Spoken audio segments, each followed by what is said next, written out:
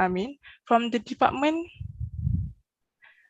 of Usuluddin and Comparative Religion. Before I hand over the session for Dr. Muhammad Azam, I would like to invite our Dean, Prof. Dr. Shukran, to give his welcoming remarks. Welcome, Prof. Dr. Shukran. Bismillahirrahmanirrahim. Alhamdulillahi Rabbil Alamin. Wassalatu wassalamu ala ashrafil anbiya'i wal mursalin wa ala alihi wa sahbihi ajma'in. Rabbi shrah li sadri wa yassir li amri wa hlul 'uqdatam min lisani yafqahu qawli. Amin. Thank you, Sister Nurul Shahira, Professor Dr. Wan Muhammad Azam Wan Amin, the speaker for today's Hadisus Sobah, Deputy Dean, Senior Deputy Director, Professors, all academics, all students, all young scholars. Assalamualaikum warahmatullahi ta'ala wabarakatuh, and a very good morning to all of you. So Alhamdulillah, we are able to gather here on virtual platform again this morning to benefit from a scholar within our community of Abdul Hamid Abu Sulaiman. Professor Wan Azam will be speaking to us this morning about the role of Islamic studies education post-pandemic. Alhamdulillah, this is a very good topic that Professor Wan Azam has agreed to deliver. And this is especially true in enhancing our understanding on the role of university and the role of academics. If you go to the literature of higher education, the literature of university, very much they mention about the role of university institution as a truth-seeking institution, and the role of academics as truth-seeking inquirers.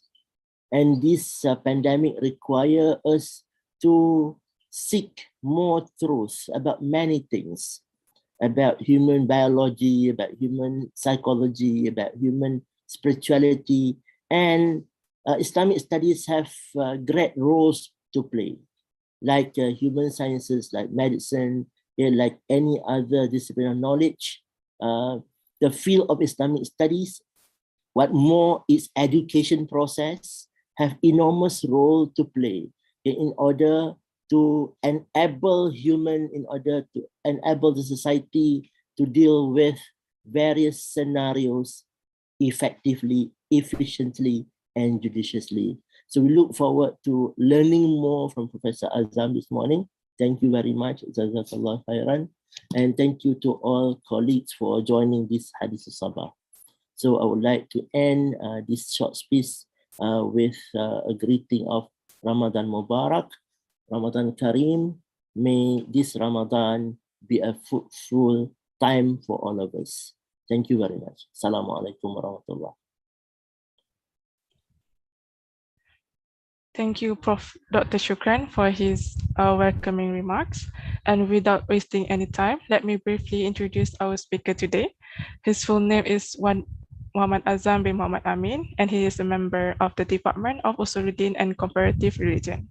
And before I hand over the session to Dr. Muhammad Azam, let me inform you that he will be delivering his talk for 30 minutes, and we will then open the Q&A session for 15 minutes. So I will welcome Dr. Muhammad Azam to give his speech. Falyatafaddal mashkura.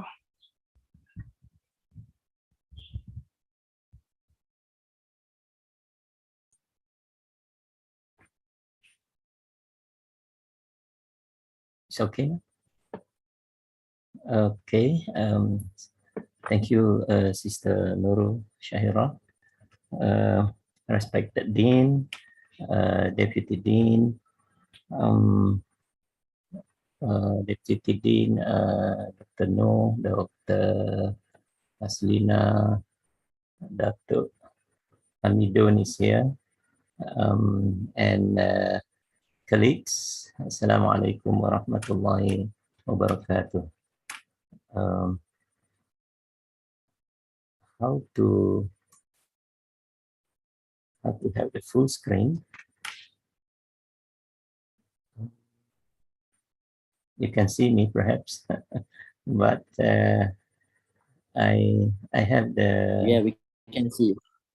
Now I want to present something. Share screen. Yeah, share screen, sir. Yeah. Share screen. Yeah, share screen. Yeah. The green button down. Okay.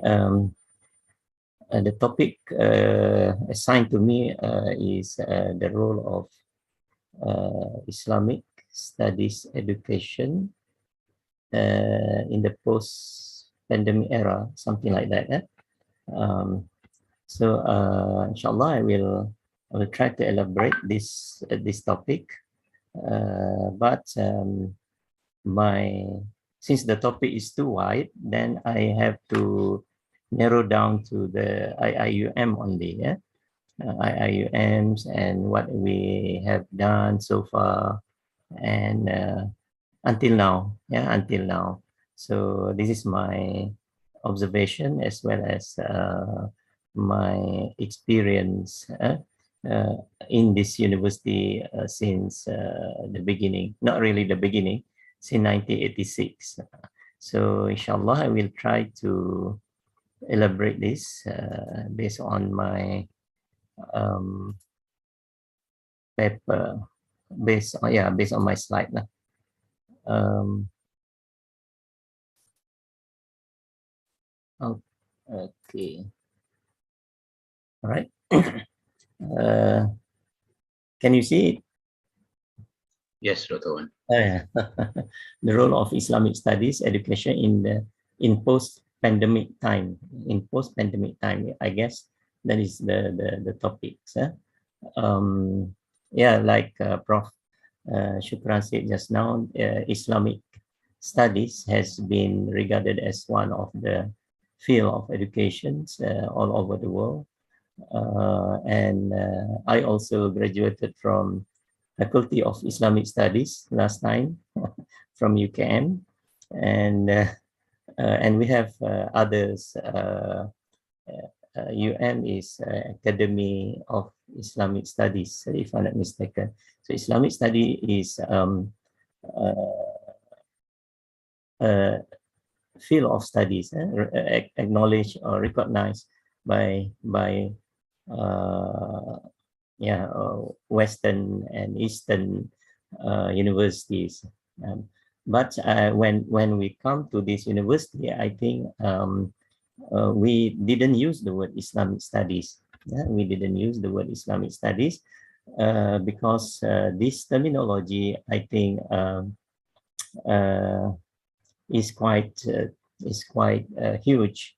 The area is too wide, and we do not know what constitutes Islamic studies. Perhaps in Arabic, it is called Dirasat al-Islamiyah.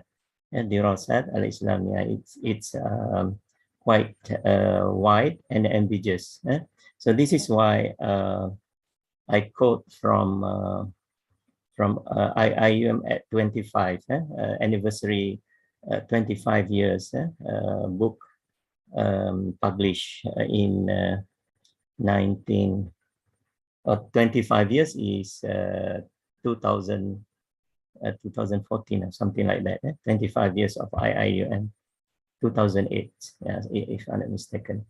We do not want to use the term Islamic studies in the IIUM because of its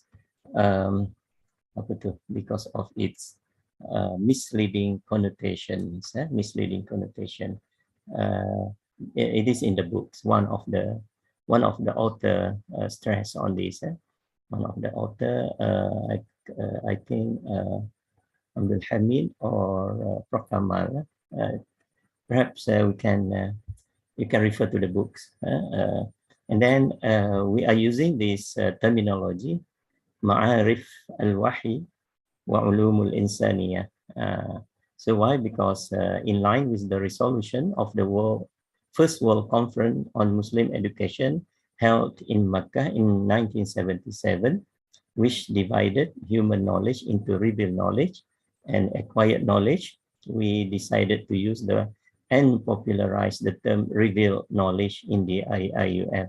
So my lecture or my talk in this morning, I will try to confine the limits or the scope to the Islamic revealed knowledge and human sciences. I'm not denying the Islamic studies education as acknowledged by all over the world, but as for our university, I think we may refer to Ma'arif al-Wahy wa Ulum al-Insaniyah. So oh, this one tak ada there is no colorful background. So Islamic revealed knowledge, normally we call it Ma'arif al-Wahy. Ma'arif al-Wahy, because and also kulliyah, kulliyatul ma'arifil kulliyatul ma'arifil wahyi wa ulumul insaniyah. I think the wordings when we enter the deanery office, the dean office, so that is the word. So Islamic revealed knowledge, ma'arif al-wahyi. So why ma'arif or ma'rifah? Because according to discussion of the philosophers, ma'rifah is the human knowledge. Ma'rifah is the human knowledge, and it's part of acquired knowledge.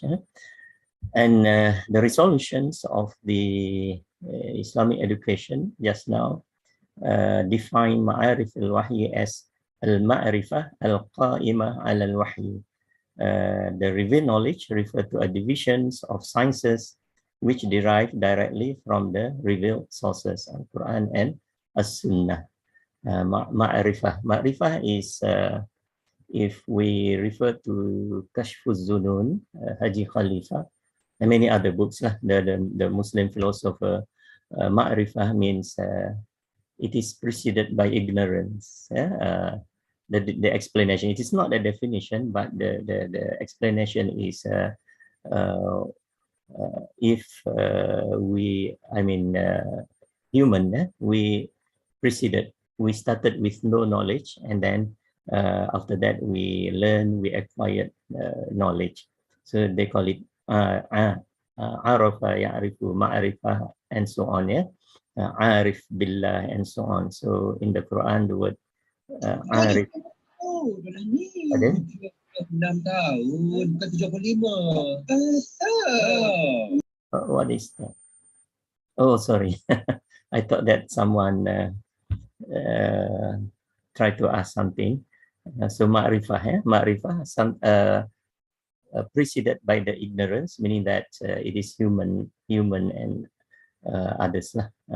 Whereas the word ilm refer to Allah, one of the attributes of Allah, and it is not preceded by ignorance. And that is why the word ilm in the Quran refer to Allah, the one of the attributes of Allah.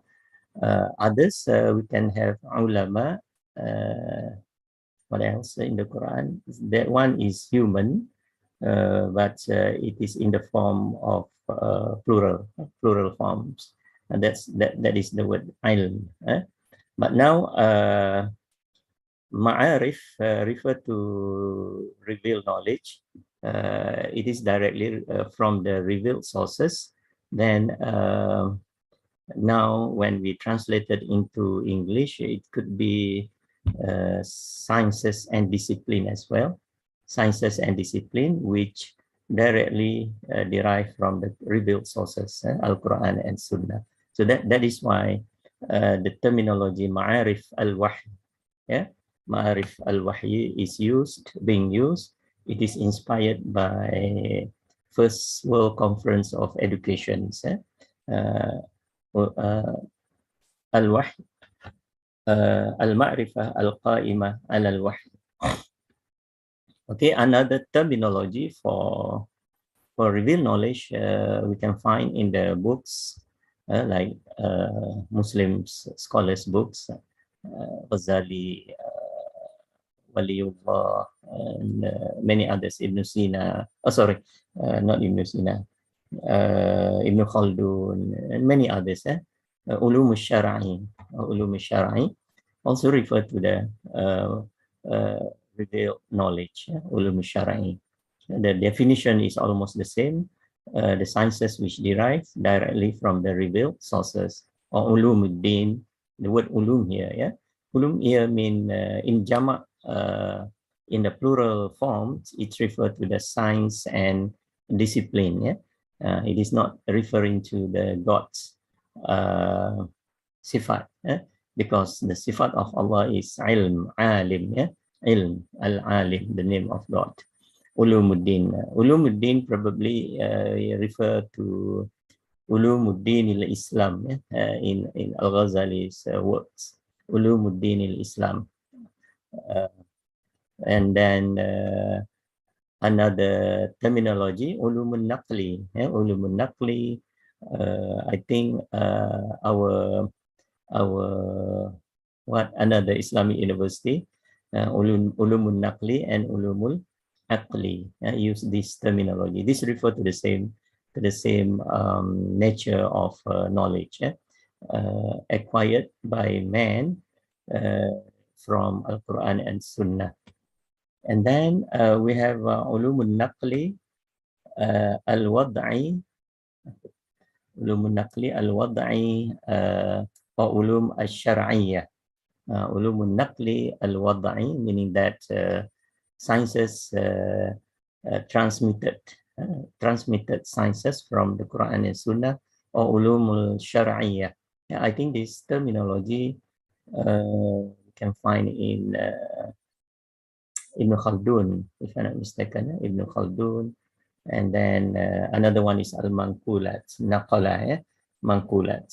So this is the rationale of the synonyms of the Islamic revealed knowledge, Ma'arif al-Wahyi, used by the university. And it's mainly come from the revealed sources, Al-Quran and As-Sunnah. Okay.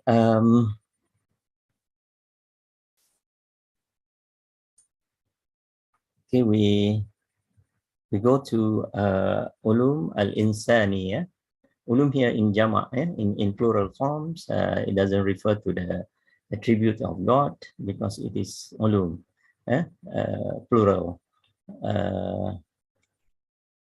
Al-ulum al-insaniya, which is derived from human reason in dealing with this universe. So this is ulum al-insaniya.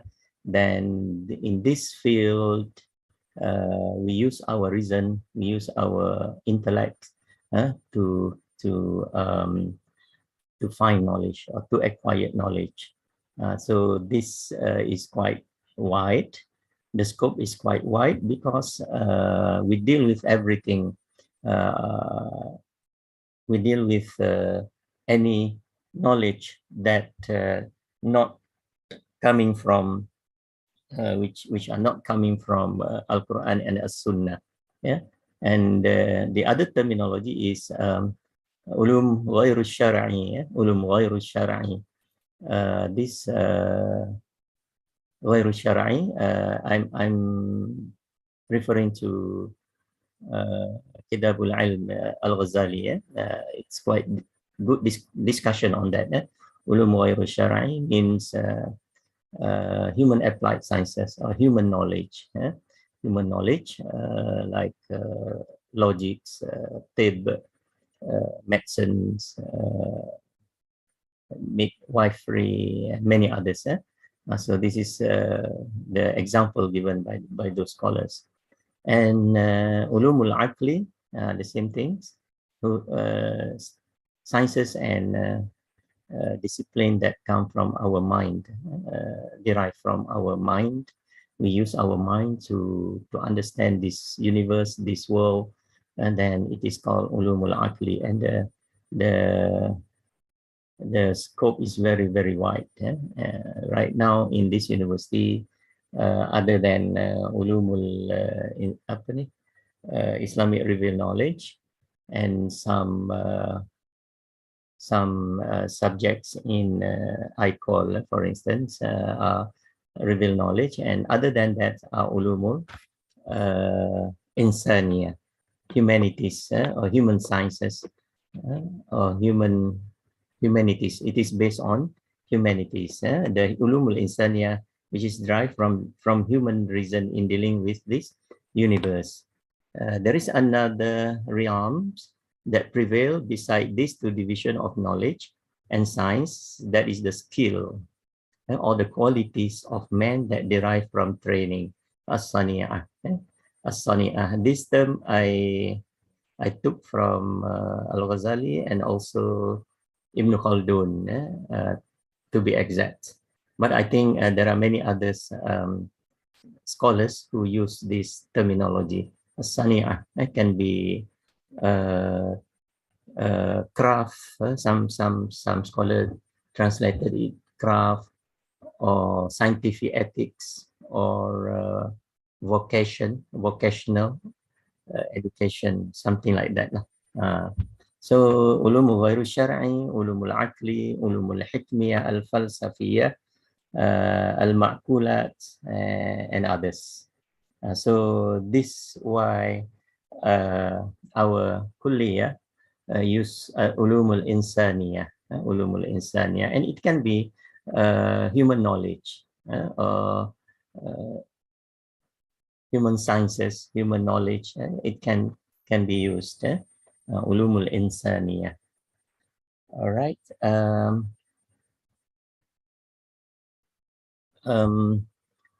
The role of revealed knowledge. I do not know what is the role actually. The role of Islamic Islamic studies, and I just put some rough ideas on the here in my table here. Revealed knowledge, the terms ulum syar'i, ulum naqli, al-manqulat, ulum syari'ah, and others. The process in this university is relevantizations. Relevantize, how to make it relevant to the outside world, or the contextualizations, translations. We need translations sometimes in order to make it relevant. Then we need translation of Arabic text, of Persian text, of Urdu text, so that it can be understood by the students and also by the laymen. So the process, I refer it as a process, and in fact it is also a role of the revealed knowledge cohort. So it is a process and it is a roles. And then the role seeking knowledge and doing research, this what has been doing now,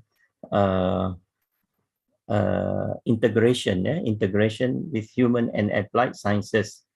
This some measures has been taken up by the university, I think, in our kulliyah. We have major, minor. It has been deemed for a few years, but now I think we are coming back to that, major and minor. And then we have double major. Our dean also has this double. Our dean has double degree. Our dean, some of the students here lah, double major, and then we did the mixed research methodology. So in order to make it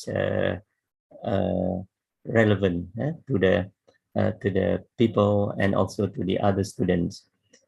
But if we have Islamic studies, I think the chance to major and minor to have double degree and the mixed research, I think is quite slim lah, because I don't know last time, because when I was in UKM, I don't have all this major, minor, double major, mixed research methodology. We just study some subjects of Islamic studies, some subject of Islam. Usuluddin and philosophy. I graduated from that department, and I didn't learn even fiqh and usul, even the Quran in detail. I mean, not really in detail, but like here where we can major and minor, we can have double major and so on. So the roles seeking knowledge and doing research, of course, equipping with good akhlaq, controlling bad akhlaq, and serious issues now is leaderships. Yeah, leadership now we are looking at the situations in Malaysia now. Leadership is quite important. We are in crucial needs of good leaderships. So I think this is one of the roles. Ada masuk lagi kan? All right. Good akhlaq now with the social media now. Good akhlaq, bad akhlaq can be screened, can be portrayed easily. So we do not want to criticize what happened now. But the other roles of this one is following the methodology of Islam. What I mean here is that we must refer to the Quran, the Sunnah, the Ijma, and the Ijtihad. And Ijtihad here mean Qiyas, Istihsan, Amal al Madinah, and so on. Because now what happened is that someone go to the Quran and come to the Ijtihad directly, without using the Sunnah, without using the Ijma, and many others, and it's create repercussion among the laymen. They are confusing. The issues is confusing the layman. There are many issues lah. Or someone take a Sunnah and concentrate on that and neglecting the Ijma, the Ijtihad, the Qiyas, Istihsan, and so on. We have this kind of groups. If we observe the Facebook, the Instagram, and many others, they do not want to use the all this Quran. Someone hold the Quran, someone use the Quran, but neglecting the Sunnah, the Ijma, the Ijtihad, and so on. Whereas this is the main methodology in Islam, especially the Ahlus Sunnah wal Jama'ah, the Sunni, what we call the Sunnite world. We must balance, or we must give emphasis the Quran, and then the Sunnah, the Ijma, and then the Ijtihad. And the other issues, the role of revealed knowledge or the Islamic studies is jihad against corruptions. Jihad against corruptions is very crucial issues now. Everybody knows, but not all can contribute, and I do not know also how to contribute to this jihads against corruption. Perhaps some of us here can enlighten us, or can give the guideline how to go against these corruptions. Hopefully it is not in the university, but outside, it's rampant, rampant now. Okay, what else? The role of this is only a brief idea, or just a rough idea on the roles, because I do not know also the roles. I just give some ideas here, and what more, I am talk only on theoretical basis, not on practical. Operational basis, I'm lacking of that. All right. What else? The role of human sciences, since we are talking about integrated knowledge. We use human science as human applied sciences. Ulumu ghairu syar'i, this is the synonyms. Ulumul aqli, al-ma'kulat, intellectual sciences in English. So these are the synonyms. I think the process or the roles de-westernized or desecularized. So that is the role of our role in this university. I think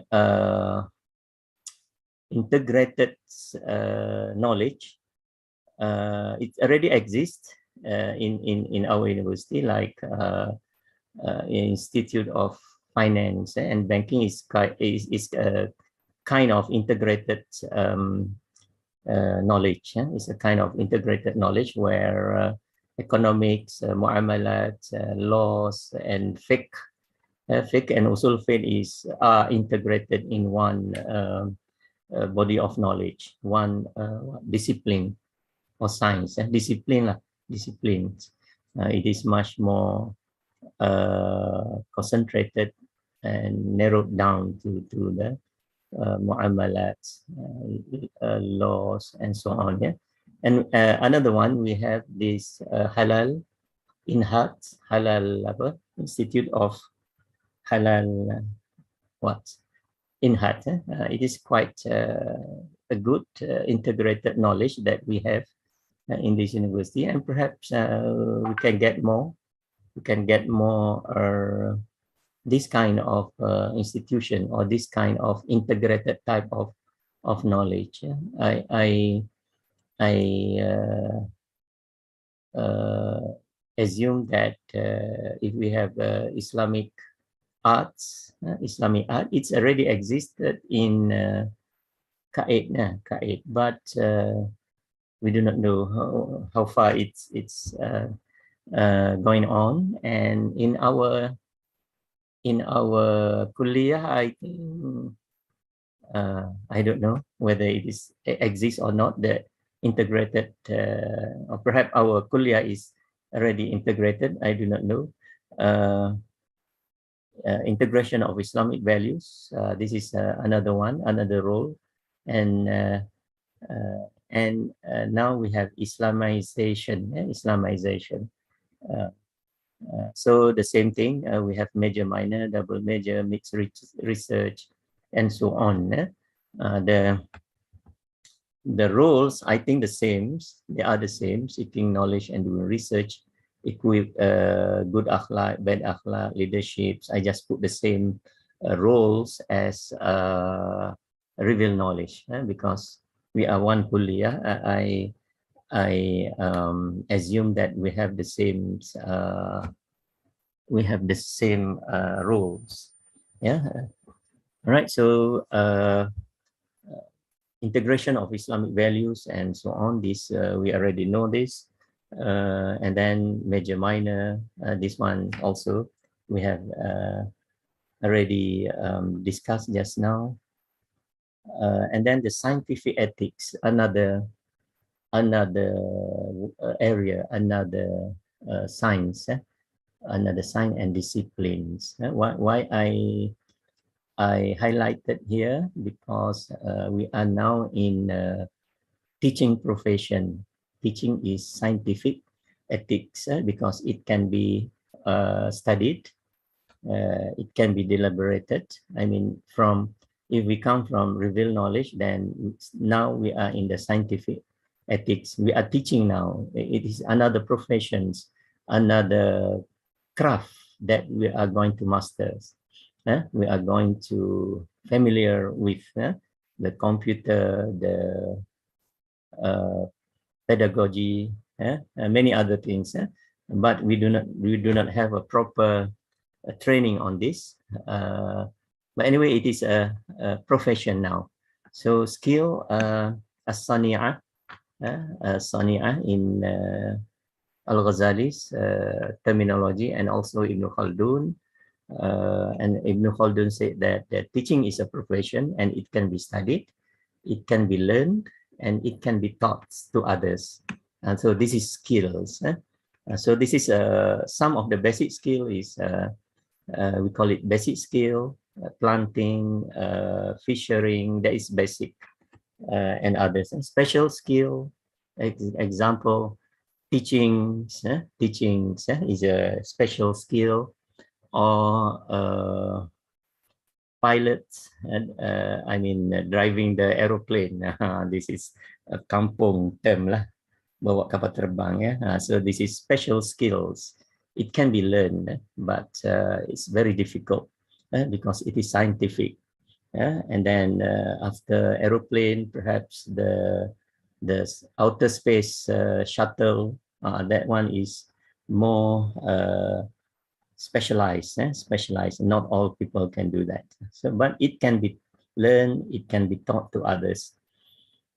And then integrated knowledge and skills. Integrated knowledge and skill, like of course, teaching is integrated knowledge and skill.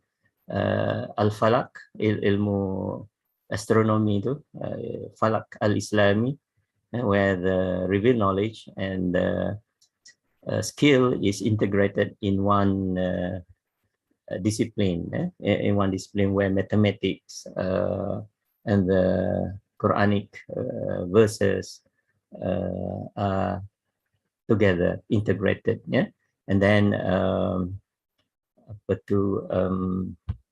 Falak Syar'i, inheritance, where the mathematics and inheritance from the Quran is integrated. And now we have computer apps to know what is the portion of mother, of brothers, sisters, and so on. We have that. This is what I mean by scientific ethics, skill, and it can be learned and it can be taught to others. So this one is considered as Islamic when we have the correct intention, we have the correct methodology. And this is a role. We have to understand this priority, awlawiyat, priority, and then we apply some maqasidul sharia, and this is the teaching in UAE. We have khair, Khalifah Amana Iqra, Rahmatan lil Alamin, Islamizations. We have apa lagi? Saf, sejahtera. All this for this scientific ethics, scientific ethic. By doing this process, we are in the realm of Islamizations, Islamization. So there is no terms of how to Islamize the mathematics, how to Islamize the logics. So it is not like that because mathematics is a skill. Yeah, mathematics is a skill where if we trained every day, then we become expert in that. Someone has the potential, inherent potential in their soul. Someone needs to be trained time and time. Finally, it comes to the same results.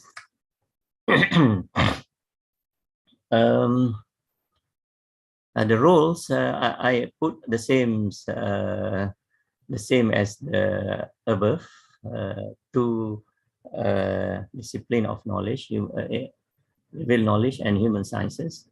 Role of good akhlaq to be exemplified, the leadership, role in jihad against corruption, jihad against economic injustice, laws, and etc. So this, I mean, a brief idea on the roles. The role. Since I'm a theoretical person, I'm not good in operational parts. And the missions, the mission now is, I think when I saw I tried to go to the YouTube's for our last liqa al-jama'i, first 2022, the missions mentioned there, it is about integrated knowledge. So this is our role now, to integrate Islamic revealed knowledge and human sciences in a positive manner. Yeah, so this is the role. And then sustainable development, agents of, Excuse me, doctor. yeah. I'm sorry. I'm really sorry for interrupting, but I just would like to remind you that you have 1 more minute for your session, inshallah. Yeah, thank you, thank you. So I will finish with this mission, sustainable development. I think all of us are familiar. Islamization of human knowledge.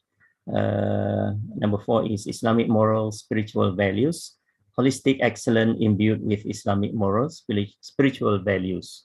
Yeah, this is perhaps we are not really in this or officially in this. I don't know. Perhaps we have, and then international international community, Islamic worldview and code of ethics as integral part of the world culture, intercultural understanding and foster civilizational dialogue. I think we have this, and deep sense of social responsibility, deep sense among staff and students. So this is my sharing this morning. I do not know what to speak on the rules, but I think I just summarize what have been done in the university. So any shortcomings, I do apologize, and I think that's enough. Thank you very much. Assalamualaikum. How to stop and show, and then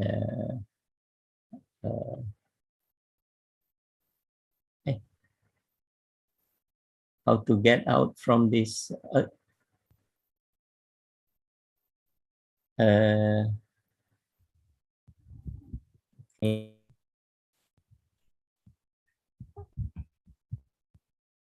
Thank you very much, Dr. Muhammad Azam, for his explanation and sharing. Now we have reached the Q&A session. So if you have any question to ask to the speaker, you can unmute yourself and ask, or you can ask in the chat box, and I will read and pass them to our speaker. Okay, it's like we have the first question in the chat box from Dr. Hamidun bin Abdul Hamid, and he asks about the and his question is, why relevantization? And is the Islamic worldview not already the underlying current of all programs, natural sciences or otherwise, or we still secular in our curriculum design until now? Dato, how are you? Relevantization, I think many people did not understand that is the Islamic worldview. Make it relevant to the public, make it relevant to the reality. But if we observe now, or even before, we do not know how to relevant it. We do not know how to make it contextualizations. So that is the Islamic revealed knowledge. I think make it relevant to the public, like the discussion on tariqah, the discussion of many people cannot make it in waqi'. What is the important to the waqi', to the reality? So that is the problems. It is not with the Islamic worldview. Islamic worldview is already perfect, but we are the one who did not understand how to make it relevant. The philosophy, Islamic philosophy to the society. So how to make it relevant? So now I'm still thinking how to make it relevant. So that is the problem. All right. Thank you. All right. Thank you. Okay. Welcome. And we have the second question, and maybe the last question from Dr. Hasna Ibrahim. She asked Professor Dr. Wan, we should understand that corruption not only exists in bribery, misuse of power, and breach of trust. Corruption also takes place if someone refrains from doing his responsibilities at work and lack of integrity in accomplishing his duties. What is your opinion, Doctor? Yeah, I'm agree with Prof. Haslina. That is the issues now. How we are going to contribute with these issues now. How we are going to try to contribute our efforts to eradicate this, not to eradicate, but to at least reduce the issues of corruptions, misuse of power. I, as theoretical, I feel naive. I feel small when it comes to this. How we are going to share our views or to contribute our efforts to control this. Yeah, we can only speak. We can only speak. We can only write. But more than that, perhaps I don't know. Perhaps Dr. Haslina may have idea on this together with share with the students and also others. So that is my humble sharing, and I fully agree with Dr. Haslina of this. I don't have the answer.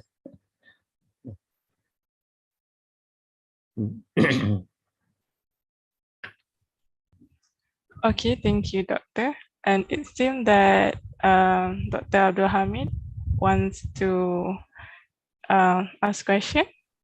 So can you please unmute yourself? Yes. شكرا دكتور بارك الله فيكم جميعا مباركة. Actually, another question that is somehow in the form of comment and question at the same time. It is a very good sound comment that you have given us to not to neglect the other parts of the Islamic studies instead of focusing on Quran. For instance, or Sunnah, or Fiqh, we have to be holistic in the way how we understand Islamic study and the way how we teach. So it's a good idea to have this integration first within Islamic studies, within Islamic knowledge before going to get Islamic knowledge with the human sciences. Quran and Sunnah, Fiqh and Usul Fiqh, religion and Da'wah, Usul Deen. So let us have first discussions among ourselves first, how to enhance our knowledge among the staff and then among the students, inshallah. My second point is about al-waqi'. You have repeated this word many times, al-waqi'. But I think al-waqi' should also be related to at-tawaqqa', how to anticipate what will happen in the future. So we move from fiqh al-waqi' to fiqh al-tawaqqa', to predicate or to anticipate what will happen in the future. So in order for us to be ready for the future, we have to understand the reality. So reality and then move to what will happen in the next future. So futuristic studies are very relevant also, not only for Islamic side, but also for the other fields of knowledge. So this is my humble comment. Finally, it is also very important to have Dr. Noor, maybe if I can propose, let us have maybe once a month or once in every 2 months, for instance, have one from each department. Okay, so let us talk about the current issues in this particular department, current issues in Usul Deen, current issues in Fiqh, current issues in Quran and Sunnah. So and then we move from revealing knowledge to human sciences. So maybe within a year, inshallah, all of us will have maybe a clear picture of what's happening in the Islamic world or in the world arena. So let us take maybe in every session only 2 staff or 2 lecturers from 2 different departments, and in the next session from other 2 different departments. So within a year, inshallah, we'll have a clear idea or ideas about what is going on in the Islamic world and how as staff or as academicians, inshallah, tackles these issues. This is my humble suggestion, Dr. Noor. If the Kuliya can initiate it. Shukran. Assalamu alaikum. I cannot get the remarks because it's echoing, echo some echo, so I cannot get what are the points. If it can be written, then it's okay. But now it's echoing. I mean, Melayu kata bergema. I don't know because I cannot get the remarks. Thank you very much. That's all.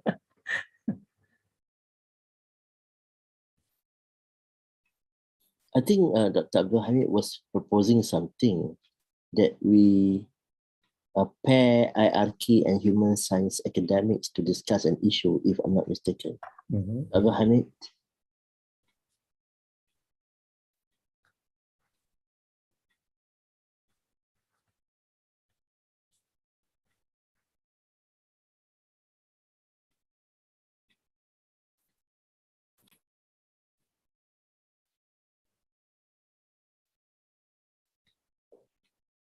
So I do not have any observation on that. Prof, may I, what I understood from Dr. Abdul Hamid, when he suggested like we can have a discussion related to contemporary issues in Usuluddin, let's say in Quranic studies or Quran and Sunnah, as well as in Fiqh and Usul, then we are going to, according to what he said, there should be a kind of a discussion between two departments at the same time in order to go forward. So what can we do? When we know the reality, what can we do for the future? All right. So this is what he was saying, even the word al-waqi'iyya and tawaqu, how we are going to relate this to not only to contemporary time, but the future. So we have to be ready what should be done next. Yeah, I agree with if I think this is a good idea, Prof. Shukran. This can yeah. elevate our situation at the department level and the Kuliya, inshallah.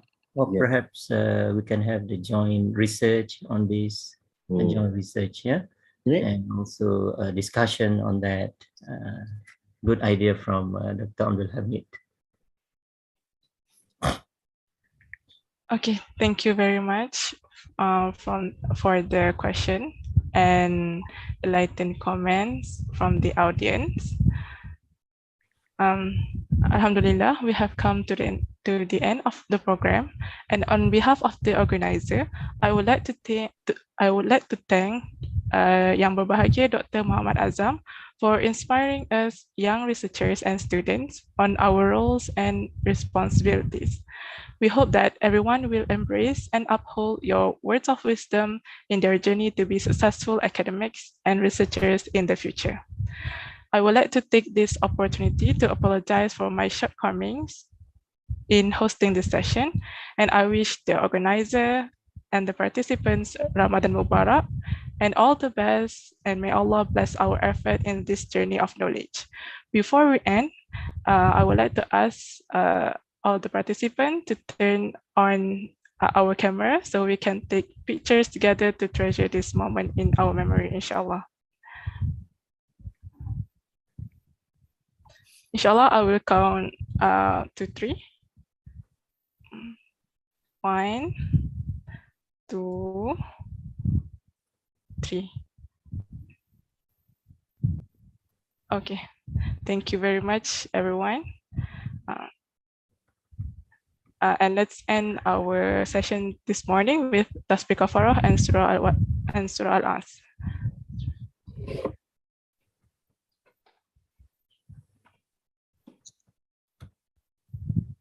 Thank you, Prof. Wan. Thank you very much. Assalamualaikum. Barakallahu fiik. Assalamualaikum. Waalaikumsalam warahmatullahi.